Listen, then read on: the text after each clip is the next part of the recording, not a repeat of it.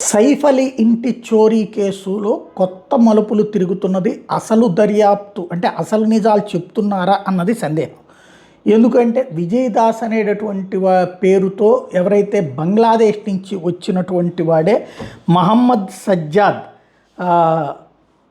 ఇతన్ని అరెస్ట్ చేశాం అన్నటువంటిది చెప్పుకొస్తుంది. అయితే అతనికి సంబంధించి తాజాగా బయటపడ్డది ఏంటంటే అతను ముందుగానే అక్కడ ఉన్నటువంటి పొదలలో నక్కున్నాడు. అక్కడ గార్డెన్ ఉంది, కొంచెం పెద్ద ఎత్తున గడ్డి ఉంటే ఆ గడ్డిలో పడుకున్నాడు. అక్కడ ఉన్నటువంటి క్వార్టర్స్ వెనకాల దాక్కున్నాడు. ఆ తర్వాత నిదానంగా పైకి వచ్చి ఇది చేశాడు అన్నటువంటి తేలుతోంది. అయితే హత్యా ప్రయత్నం చేసిన వాడు ₹1,00,00,000 డిమాండ్ చేశాడు అన్నటువంటి వాడు ₹1 కూడా పట్టుకెళ్ళాల. కరీనా నగలన్నీ అక్కడే ఉన్నాయి, ఇంట్లో అన్ని బంగారు నగలు ఉన్నాయి.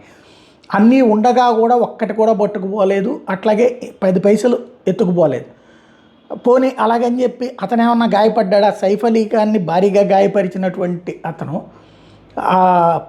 దాని సందర్భంగా ఈ సైరన్ మోగించేటప్పటికి పారిపోయాడు అన్నటువంటి చెప్తున్నారు. అయితే ఆ టైంలో కూడా అక్కడ దగ్గరలోనే నగలు ఉన్నాయి అని చెప్తున్నారు. ఓవరాల్గా 10 పైసలు పట్టుకుపోగలేదు, కానీ కత్తిపోట్లకు గురి చేశాడు.